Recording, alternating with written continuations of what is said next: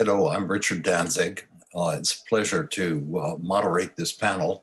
I think I will meet the first of Dr. Fineberg's excellent set of instructions for the scientific community when he called for humility, because everyone on this panel is more expert than I am on the subjects we're going to talk about.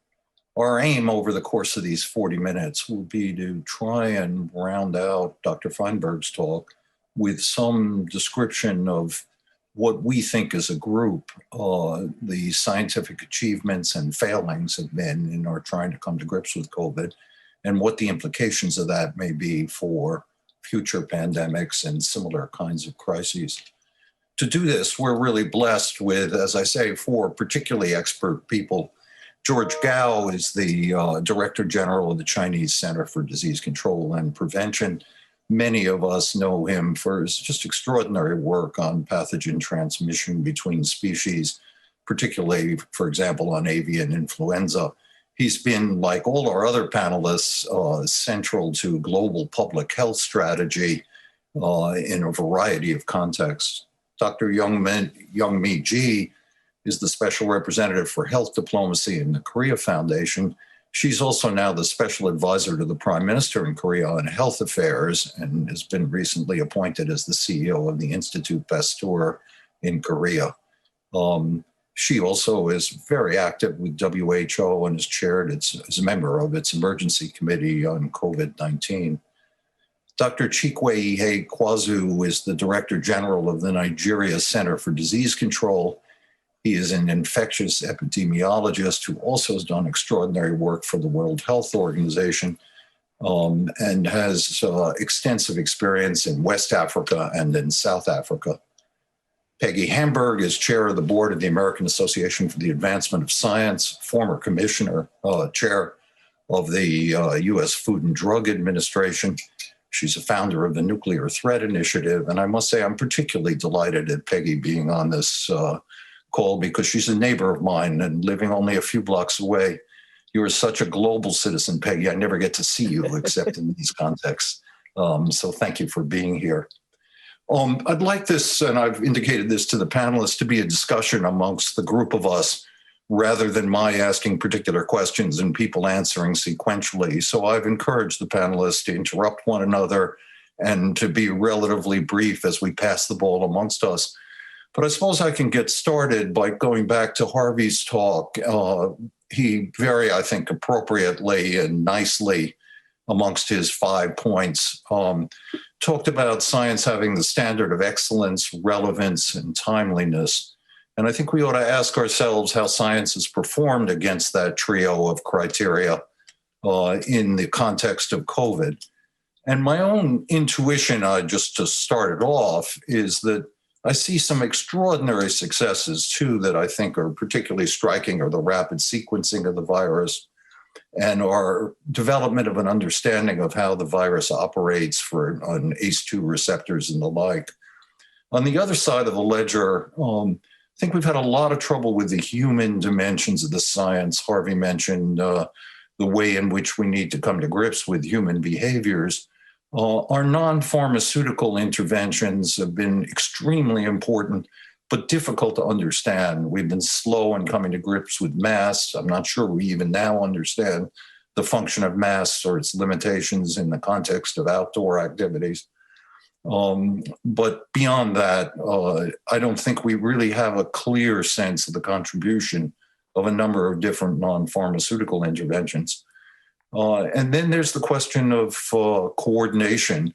This extraordinary outpouring of papers and work, but I think the international science community, and even in the United States, the domestic community, has had trouble developing projects that transcend individuals.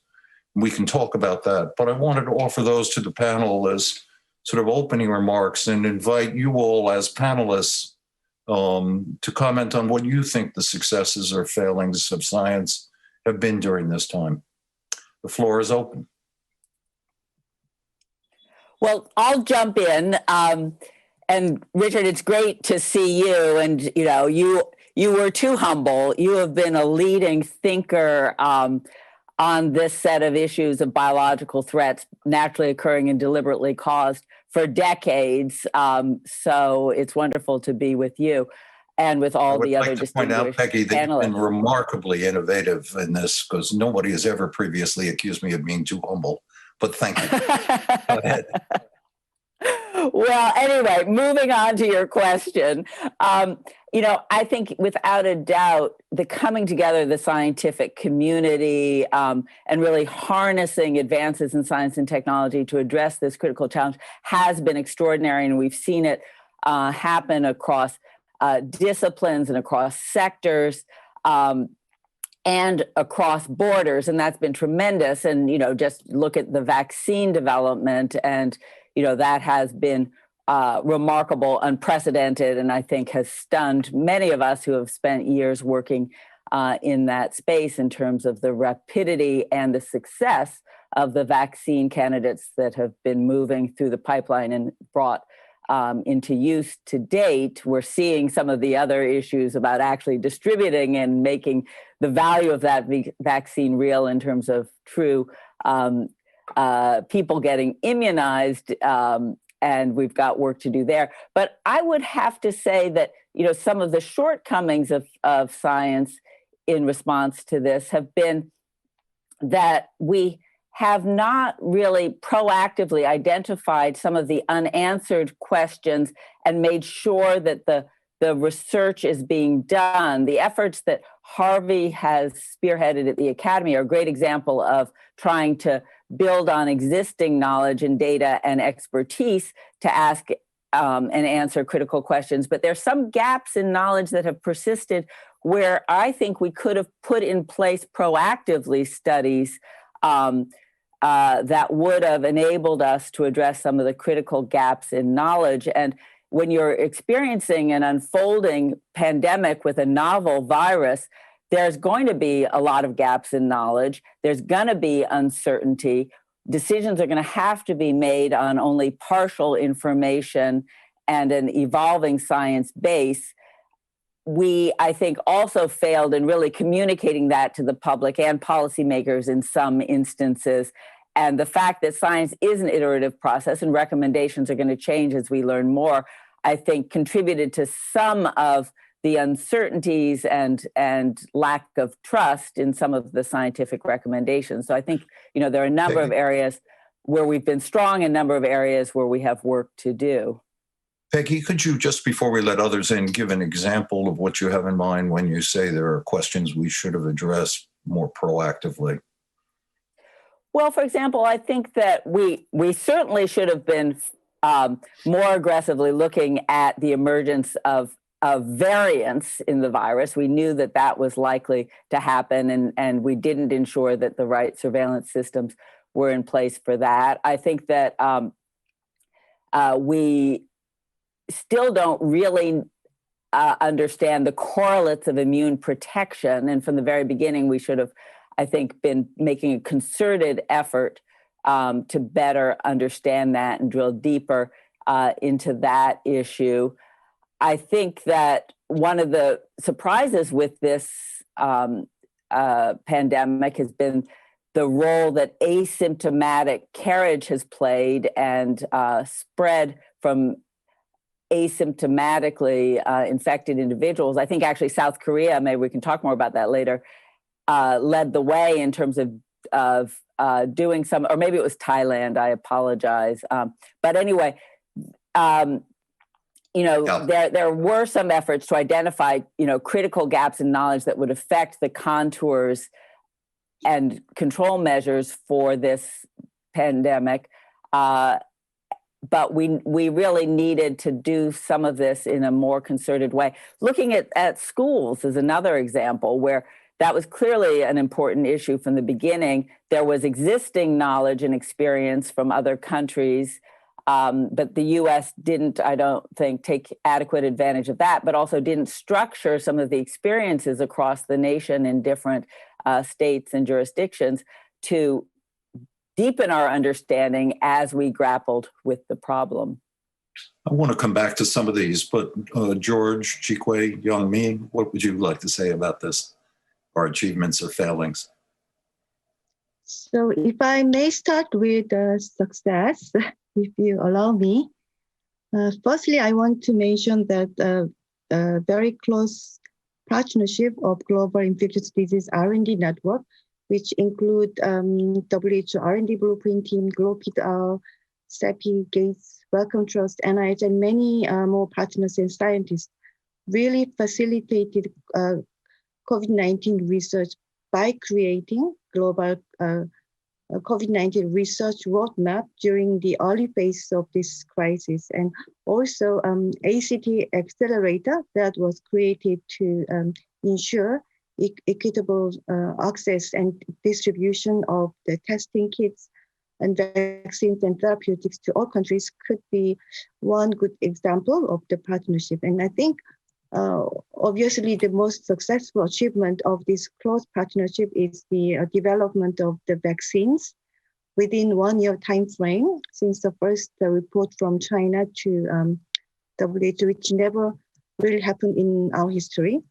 And secondly, probably through numerous webinars and online forums, best practices were shared among countries to learn from each other at both private and public sectors, and also R&D communities held numerous online seminars and meetings to promote collaboration and data and knowledge sharing. And thirdly, I also want to mention international solidarity trials for therapeutics and vaccines, and also collaboration of national and international regulatory authorities to facilitate the development and also licensing authorization process. That's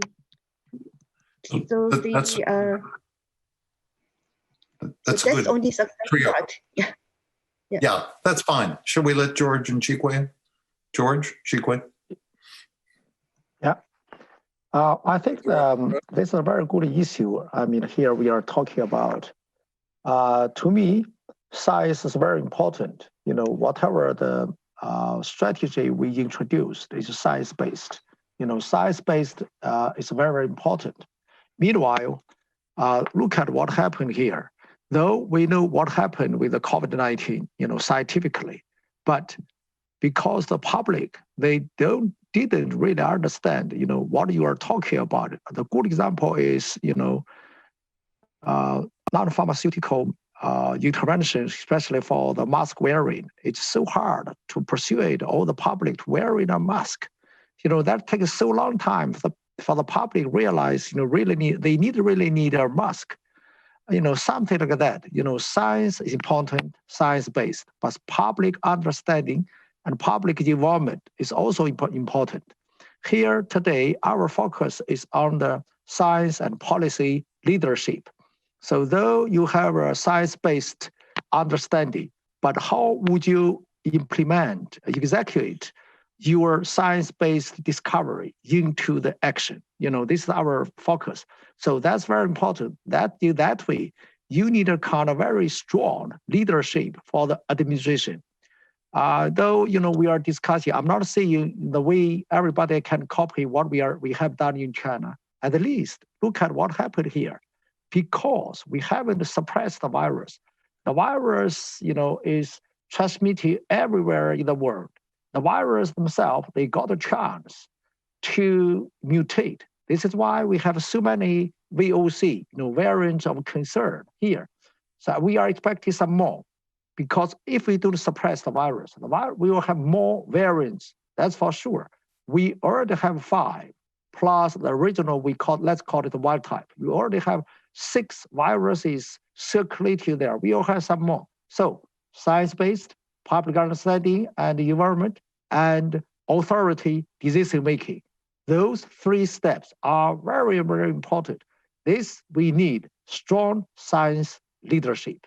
That's my first comment. I'll come back when Chikwe and everybody made their comments later. Thank you. Thank you very much, George, particularly as I know you're very busy combating the latest outbreak in China. So taking time for this, we're particularly grateful to you. Chikwe. Yeah, I'm Shijia, you know, let me give you another brief introduction. You know, the original or the first outbreak is in Wuhan. That's a very big city. So at the moment, we have rural area outbreak. This is the first small outbreak. We already have a few hundred cases here. I'm in Shijiazhuang, it's in Hebei province in northern China. We have a few hundred cases here. We are doing the suppression again.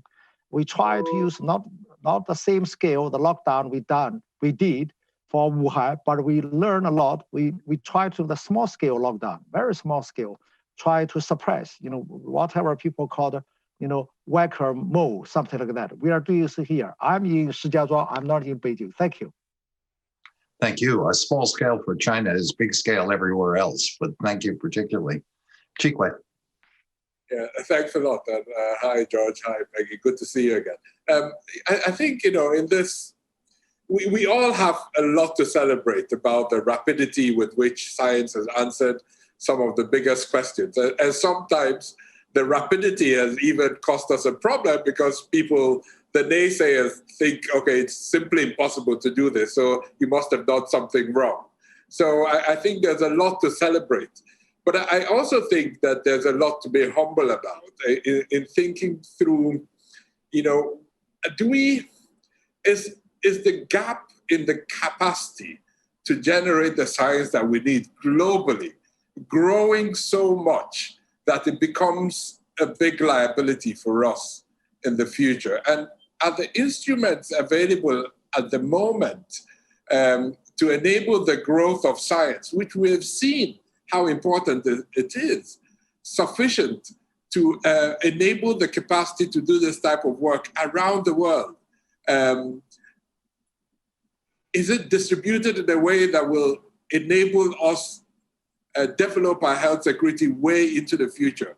I think the gap is actually growing, and we might have been successful in certain areas, but I think there is a risk. And if we don't rethink and be a little bit more deliberate in building up these capacities in order to narrow that gap down over time, we live in a global village. And, if we don't do this in a deliberate way, we will face consequences in the future. So while I'm excited about the rapidity of scientific evolution over the duration of the last year, I am worried about the growing gap between those that have access to the science and those that don't. And the implications then for what you do with that science, as we are seeing playing out with access to vaccines. So there is a big equity question not just in terms of other areas, but also in terms of science. And we have to think whether there's something we can do better in how to ameliorate some of these challenges moving forward.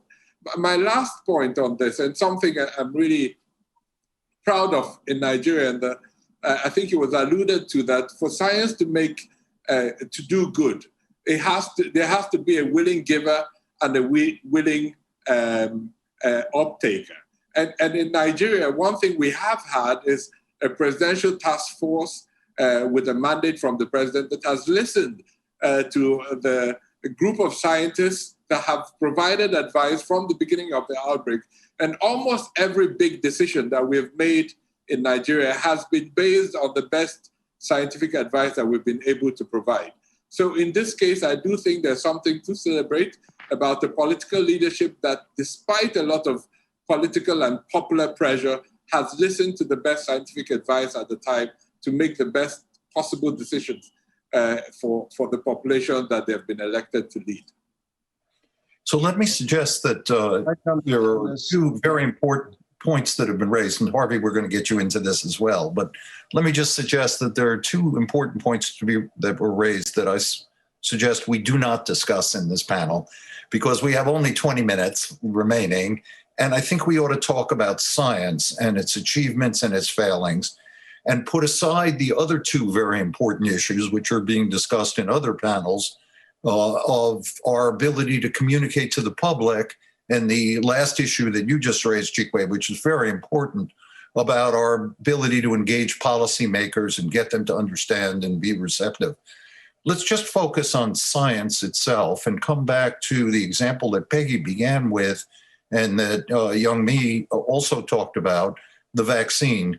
We see this rightly, I think, as an extraordinary set of achievements, the development of these vaccines within the space of less than a year.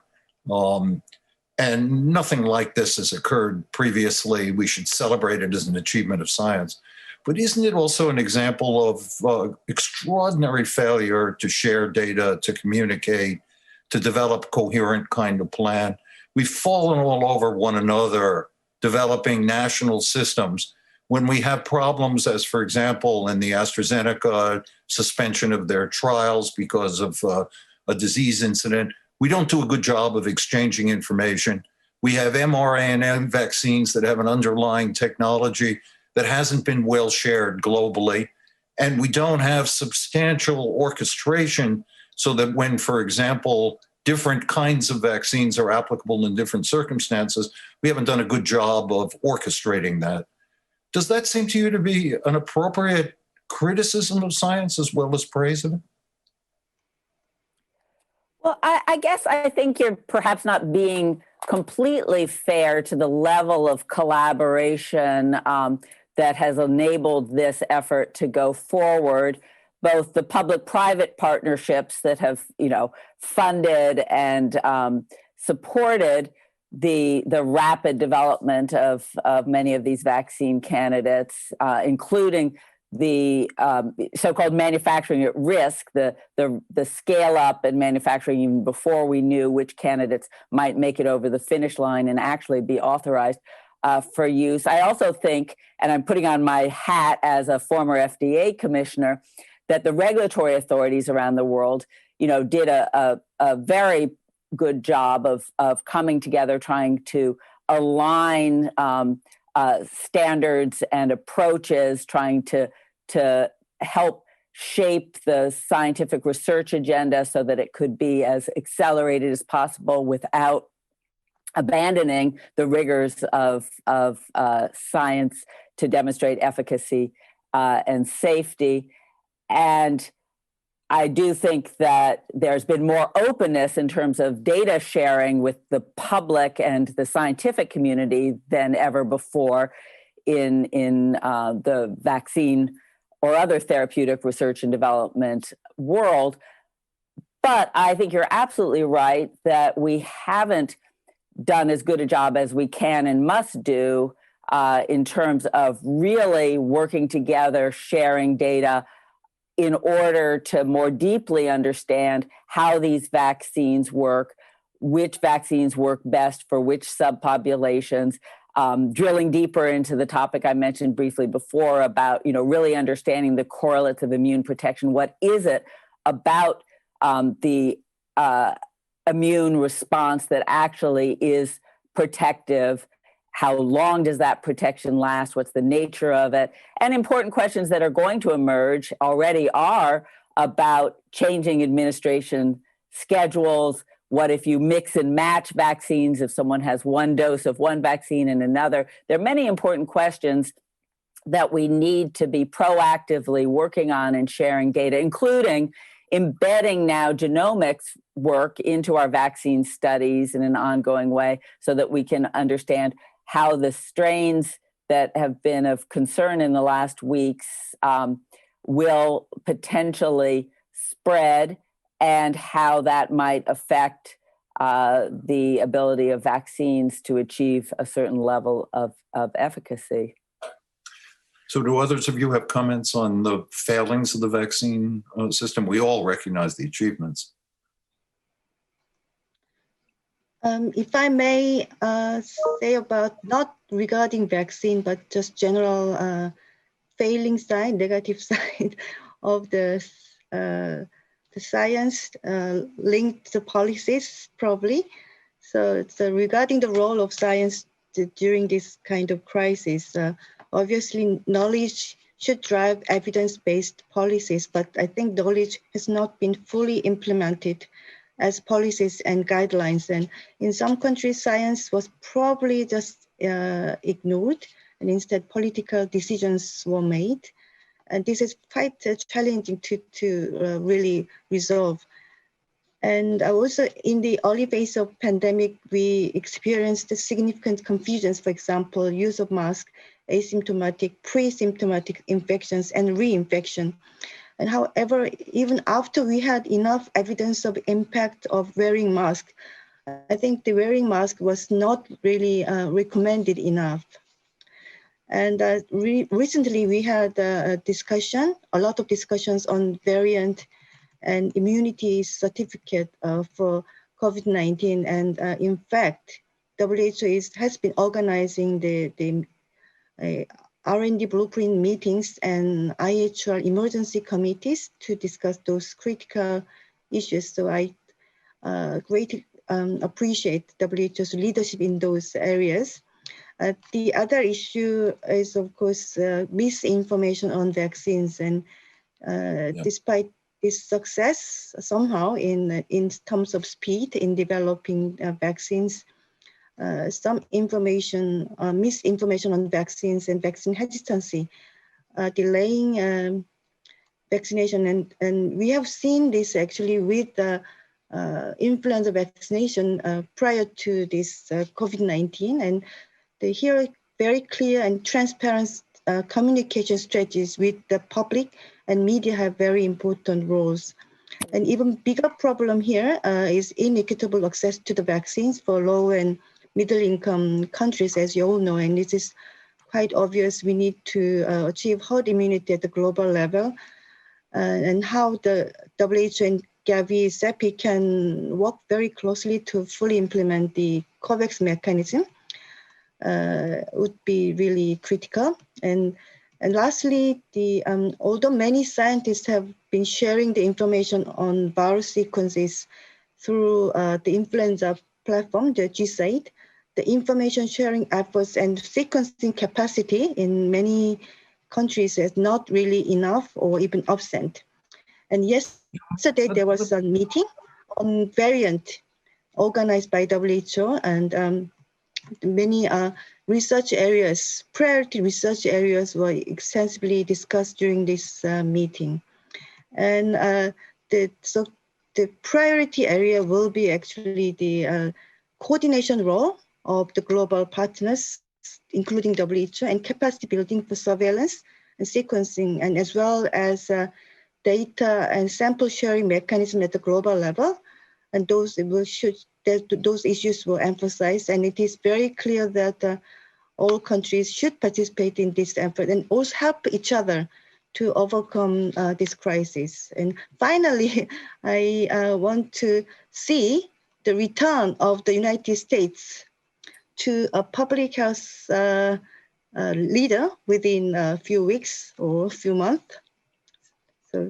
So I certainly applaud particularly the last proposition. I just want to suggest to you all, and Harvey, you may want to comment, that as the non-scientist in this group, my claim to having a doctor in front of my name would be only from my work on history. I am I'm uncomfortable with the degree to which we are offloading from science to the political processes and the communication with the public and the like, the frustrations we have with our failings. And I think more of them are attributable as well to science and scientists, even while we rightly praise the extraordinary achievements and Herculean efforts that are occurring in science. Let me give an example besides the ones we've talked about. What is the inoculum for this disease, for COVID-19? That is to say, what is the dosage that the median case that would induce illness in the median person? And what does the variance around that mean? That's a question which I see almost completely neglected in the literature. And it's partly because I believe it takes an organized effort to address it that's much bigger than the work of individual scientists sitting in their offices and their labs. And yet it's fundamental to all kinds of discussions about the utility of various practices, social distancing and the like, about the nature of contagion within the household, and about the importance of the new variant, the B.1.1.7 we're seeing from England. So I'm dissatisfied with the fact that the scientific community is neglecting that issue. I could say more about it, but how do you all respond to that? Harvey, you've been giving us a good talk. Do you want to comment in the context of this panel? Thank you, Richard. The first point I would like to make about the role of science that I think we have not adequately emphasized is how important fundamental science carried out over decades has been to any of our scientific capacity to respond to this pandemic. The basic genomics, the basic virology, the basic vaccinology, the work with RNA, all of this and much, much more preceded the outbreak of COVID-19. And without that year after year investment in fundamental science, including studies of the coronavirus before the coronavirus was recognized as such an important potential threat in SARS and MERS and now in COVID-19, all of these fundamental investments have been critical to our capacity to respond. You're quite right that there have been shortcomings, or let us say gaps, in the elements of strategic science. And I think Peggy was talking to these at the very outset when she referred to our ability to respond in real time to scientific questions and opportunities that require a scientific experiment, analysis, assessment. In some ways, we're not really well and fully equipped to be able to mobilize the necessary science and to have it go into effect. It's a little bit sporadic. It requires a strategy. It requires funding. It requires the scientific capacity, and it requires the willingness to carry out that research. Very importantly, and I think George and others have emphasized this, the way in which the scientific knowledge then gets translated into practical policy is a critical determinant of whether we succeed or fail in the use of science. So we're talking both about the generation of fundamental and then relevant and important science, as well as the use of science in helping to design and carry out effective measures to contain and to overcome the pandemic. Those are terrific points. Other comments? Yeah, Richard, if I can comment here, I think what was just said is really what makes science so great, and probably the biggest risk or weakness of science right now is that, yes, individual effort, institutional effort, sometimes national effort has led to, and national investments and historical investments has led to so much progress and development over time. But when you then need to organize that science in a way to be more efficient in how you gain knowledge and drive policy, we've not been very good at that. And, same with even with the vaccine development, even with the vaccine regulatory environment, yes, we've been very good in getting many of them past the global regulatory bodies, but how much have those regulatory bodies shared with each other? I mean, some of the vaccines around at the moment that are already being used massively haven't gone through a regulatory process outside of their home countries, maybe. So I think there's a big gap in terms of the historical, evolutionary, almost organic process through which science has evolved versus what is needed to respond to a global pandemic. And to be honest, what is needed to respond to many other global health threats that may not at the moment be receiving the prominence that this pandemic is receiving. And that's one of the big questions, I think, that will face us into the future after the acute response to this pandemic. George, what do you think about that?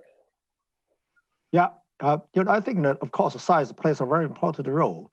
What the kind of point I want to make here, through this time, all the journals, your science, your knowledge must be disseminated. How do you share your scientific research results? Of course, for more than 350 years, people created these so-called scientific or professional journals. But this time, and so many papers, so many kind of results shared by the preprint.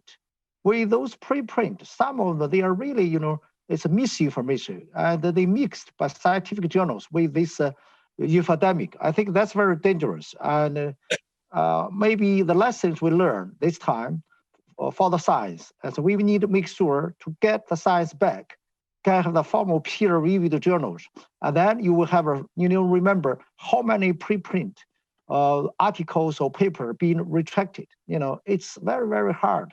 A good example is for the vaccine. We haven't had a good chance to share or to discuss the vaccine disadvantage and the advantage and pro and cons in the really important scientific journals. We have a webinar, we have discussed like this today, but how many people they can read or we can watch what we are discussing about? I think this is some lessons we should learn from this time. We should have a platform, scientific journal like the Lancet, New England or BMJ or JAMA, or MMWR to discuss the vaccines as early as possible, but we didn't. A second point I want to make, the limitation of science. From time to time, we mixed the science and the knowledge together. Science and knowledge, they are different things. Think about that we are discussing a lot for the Chikwe was in China when, February. Everybody think we might have a, reservoir host or intermediate host for this particular COVID-19 virus. By then, myself, we work so hard. We haven't got anything. We learned from MERS, we're dromedary. We learned from avian flu, there's chickens and the ducks. But this time, nothing. We found nothing.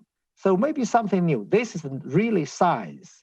The knowledge we got from MERS and ARV, it didn't work for this particular case. So we started very early, but we learned a lesson. We copied a lot from other viruses. By then, it doesn't work. We have to move back to real science. That's a point I want to make. Over. So, George, you very well addressed some of the issues associated with coordination and learning. I also was raising an issue of the inability to actually focus on some problems to cause us to organize research on some fundamental issues and accumulate. And my example was we haven't done serious work on the inoculum. And I could say more about that, but is that point evocative for you? Does that seem right? Or do you think as you hear that that's not right? Yeah, I think the point you are making, I agree with you. What do the rest of you think? Admirable as it is that George agrees with me. Do some of you disagree? Well, no, I agree. I mean, that was one of the points I was trying to make early on, that there really have been some key areas of gaps in knowledge that influence sound policy making and program development, and that, we need to learn from this experience to think about how in the future to more proactively be able to identify some of those critical unanswered questions and make sure that the research is being done. It's probably something where we're going to require public-private partnerships with government funding or supporting key research efforts. WHO, I think, has tried to do some of this kind of work with its R&D blueprint in certain domains. But, we have been hampered in our response by not understanding certain aspects of both the virus and how it transmits, and also the nature of the human immune response. And that knowledge, I think, is necessary to truly move us towards where we need to be. So, Harvey, we're going to give you the last word. We could construct a little list of things like Peggy mentioned early on, schools and childhood, the experience of children in COVID. I've mentioned the inoculum. We have other issues that could make the list. Do you have a sense of how we might organize better internationally to address these? We need to understand that these situations in real time are very dynamic. The amount of knowledge that we have at any one time is limited. If we could combine a strategic approach to acquiring additional scientific knowledge that brought together the international community, the relevant scientific disciplines, the institutional public-private partnerships that Peggy alluded to, and couple that with an application of the fruits of science to policy, we would be in a much stronger position to cope effectively with a COVID pandemic. Well, we're out of time, but I think those are very good last words. I think we had the advantages of beginning with Fineberg and ending with Fineberg, but in between, the four of you have really offered, I think, a lot. I'd encourage us as we go forward to celebrate the achievements. And as Harvey said, they're built up, hard won over a large number of years, and all of you have participated in developing them, but also at the same time to recognize the shortfalls. And we've begun to develop a little list of that. As is so often the case in discussions of major issues, it'd be good to have more time. But for this time, I thank you all very much. Thank you. Thank you.